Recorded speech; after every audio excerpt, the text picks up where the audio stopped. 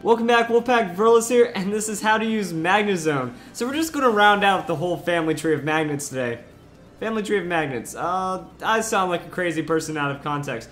Also, I am blown away that it's only been like 10 minutes since I uploaded the Magnezone video. I've already gotten an insane amount of likes. So let's keep that going. Like, that's some cool stuff. Like, honestly, every like doesn't help. It really helps out the channel. It really helps out just overall feel for the video. Anyway, let's go and check out Magnezone's base stats, and they're like Magnetone's but better. I mean, what else would you expect?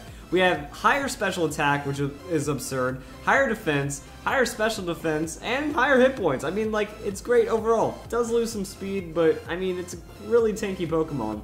So, I mean, just overall, the stats are looking better. Now, it's still an electric steel typing. Oh, what, you don't want to see Magnetone there? You want to see Magnezone? Fine, I'm lazy, but whatever, I'll put it up there. Oh, so that's giving you, like, creepy nightmares now?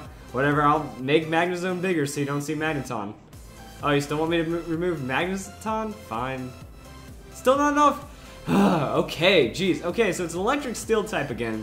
And it's just one of those, like, crazy tons of resistances, not tons of weaknesses, and not tons of normal neutral hits. Now, it still is a tanky Pokemon that is threatened by quite a few things that, you know, a good, strong super hit is going to give Magnezone a very hard time. That, you know, ground and it's over. Fire, it can be over. Fighting, it can be over. It does have a lot of health bulk, depending on how you invest into it. So let's go and hop over into Pokemon Showdown and see how you use Magnezone. Now, here's your kind of standard set that you want to go Magnet Pool, Choice Specs, and then use Thunderbolt, Flash Cannon, Volt Switch, Hidden Power Fire.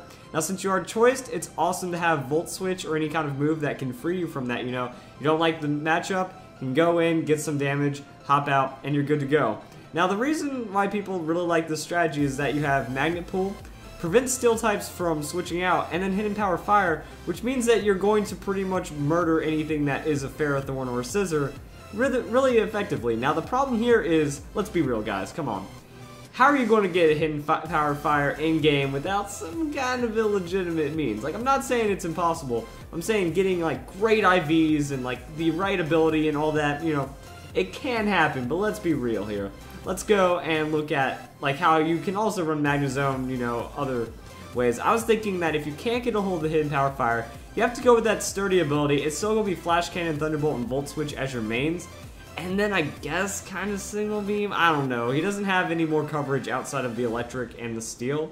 So I really couldn't come up with anything. This is just kind of like, I guess if you need dark coverage and something against grass kind of idea. It's just options, you know. Generally, like, your Thunderbolt and Flash Cannon are going to be your go-tos, and your Volt Switch is going to be your go-to-not kind of, or your I can't do this kind of move. So, I mean, that's how you use it. Magnezone hits incredibly hard. Let's go where I have the everything set up. Modest Nature with that monstrous special attack, 393, and then you're speccing that? That's going to hit, like, just insanely. And then you have a Lost Stab. Magnezone gets some surprising neutral KOs, and then if it hits super effective, it's pretty much over. I was also thinking you go all into those hit points, and you're pretty much going to have it to where, like, if you get hit super effective, you have the sturdy, you have the survival, and then you have a chance to really go and turn around a good KO.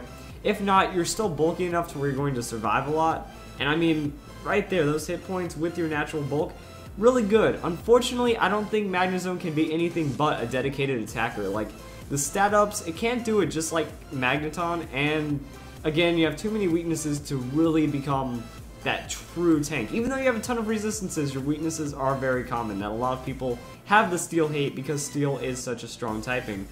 You can also run with a bit more speed investment. Like, the problem is, like, you can only outspeed certain Pokemon as long as they don't have speed investment, and the numbers are probably closer to something like that. Now, it does depend. Like, if you are running, you know, with Sturdy, you could sacrifice the hit points if you are expecting to get KO'd, and you still can turn it around.